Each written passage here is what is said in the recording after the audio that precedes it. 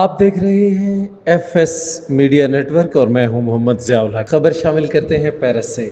صدر انٹرنیشنل کشمیر پیس forum France زاہد اقبال ہاشمی نے بھارت کی جانب سے سکھ یاتریوں کو گرودوارہ دربار صاحب کرتارپور کی یاترا اور مہاراجا رنجیت سنگھ کی برسی کی تقریبات میں شرکت سے روکنے کو افسوسناک اور شرمناک حرکت قرار دیا ہے۔ اپنے جاری کردہ بیان میں زاہد اقبال ہاشمی نے کہا کہ بھارت نے ایک بار پھر مذہبی آزادی اور بین المذاہب ہم آہنگی کو نقصان پہنچاتے ہوئے سکھ یاتریوں کے پاکستان جانے پر پابندی لگا دی ہے، جو کہ انتہائی قابل مذمت ہے۔ ان کا کہنا تھا کہ اس پابندی کے تحت بھارت نے نہ صرف مہاراجا رنجیت سنگھ کی برسی پر یاتریوں کو پاکستان جانے سے روکا بلکہ کرتارپور راہداری کو بھی بند کیے رکھا، جو سکھوں کے مذہبی جذبات کو شدید مجروح کرنے کے مترادف ہے۔ انہوں نے مزید کہا کہ مودی سرکار دانستہ طور پر سکھوں کو پاکستان کے خلاف مشتعل کرنے کی حکمت عملی پر عمل پیرا ہے۔ پاک بھارت کشیدگی کے دوران بھارت نے سکھ علاقوں کو نشانہ بنایا، ان کی عبادت گاہوں کو تباہ کرنے کی کوشش کی اور امرتسر میں میزائل داغے تاکہ سکھوں کو پاکستان مخالف بیانیے کا حصہ